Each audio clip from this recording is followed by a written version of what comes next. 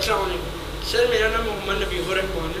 Sir, मेरा question ये है कि पाकिस्तान को मदीना सानी क्यों कहा जाता है? पाकिस्तान को मदीना सानी एक तो लफ्ज़ी एतबार से कहा जाता है। लफ्ज़ी एतबार से इस तरह कि जो मदीना तैयबा का तर्जमा है वो पाकिस्तान की सूरत में हमें मिलता है। मदीना लोगों के रहने की जगह, तैयबा पाक, यानी पाक लोगों के रहने की जगह या रहने की पाकीज़ा जगह, और यही तर्जमा पाकिस्तान का है। पाक पाक सतान ज़मीन, पाक सरज़मीन जहाँ पाक लोग रहते हो।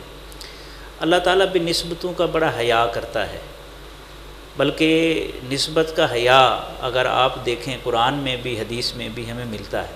नबी रहमत सल्लल्लाहु अलैहि वसल्लम पर नाजिल होने वाले कुरान मजीद में हज़रत खिज़र और हज़रत मूसा अलैहिस्सलाम का वाक़या मौजूद है, और उस वाक़े में एक ऐसे घर की दीवार को तामीर किया जाता है जो यतीमों के माल की अमानत अपने दामन में लिए होती है, और कहा जाता है कि उनकी कुछ 7वीं नस्ल में उनका बाप दादा जो है वो नेक था, और उस नेकी का असर जो है वो 7वीं नस्ल तक जारी रहा। बिल्कुल इसी तरह नबी रहमत सल्लल्लाहु अलैहि वसल्लम ने एक हदीस पाक सही बुखारी में मौजूद है, और उस हदीस पाक में रिसालत माब सल्लल्लाहु अलैहि वसल्लम ने इरशाद फरमाया कि एक शख्स ने 99 कत्ल किए थे। फिर एक शख्स के पास गया और कहा कि क्या मेरी बख्शिश की कोई गुंजाइश है? तो उसने कहा जी बिल्कुल नहीं है, तो जालिम शख्स है। तो उसने उसको भी कत्ल किया और 100 का अदद पूरा किया। फिर कहते हैं कि एक काफ़ी अरसे के बाद फिर उसे एहसास हुआ और तौबा की तरफ वो माइल होना चाहता था। तो एक शख्स से पूछा कि क्या मेरी कोई बख्शिश की गुंजाइश है? तो उसने कहा तेरे और तेरे अल्लाह के दरमियान कौन हायल हो सकता है? तो फ़लाँ जगह चला जा, वहाँ नेक लोग रहते हैं, तो वहाँ जाने की वजह से हो सकता है तेरी बख्शिश हो जाए। वो वहाँ से चला, चलते चलते रास्ते में उसका विसाल हो गया, और जो रास्ता उसने तय किया था वो थोड़ा था और जो रहने वाला था वो बाकी था। कहा जाता है कि अल्लाह ताला ने ज़मीन को हुक्म दिया कि वो समेट जाए, अज़ाब वाले फ़रिश्ते भी आए, सवाब वाले फ़रिश्ते भी आए, बिल आखिर उसे बख्श दिया गया। तो ये इसको मदीना सानी इसलिए कहा जाता है, इसको बहुत सारी निस्बतें हैं।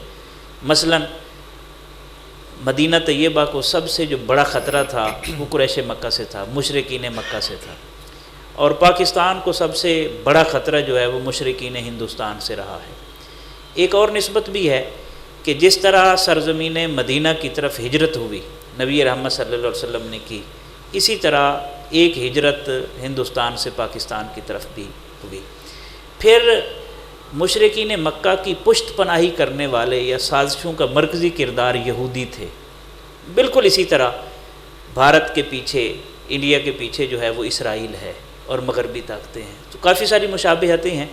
पाकिस्तान इसलिए मदीना सानी है कि पहली इस्लामी नज़रियाती रियासत मदीना तैयबा है जो कलमा तैयबा की बेस पर वजूद में आई, और दूसरी इस्लामी नज़रियाती रियासत पाकिस्तान है जो कलमा तैयबा की बेस पर वजूद में आई। और हमारे बुज़ुर्गों ने ये बात इतनी रासिख कर दी है कि अगर एक सिनेमा घर में बैठे हुए हमारे नौजवान बच्चे इंडियन मूवी देख रहे हों और कोई खड़ा होकर कहे पाकिस्तान का मतलब क्या, तो ज़ुबान पर बेसाख्ता ला इलाहा इल्लल्लाह है। तो ये वो नज़रियाती असास है जिसको बाकी रखने की ज़रूरत है। अल्लाह ताला हमें अपनी ज़िम्मेदारियाँ पूरी करने की तौफ़ीक़ अता फरमाए।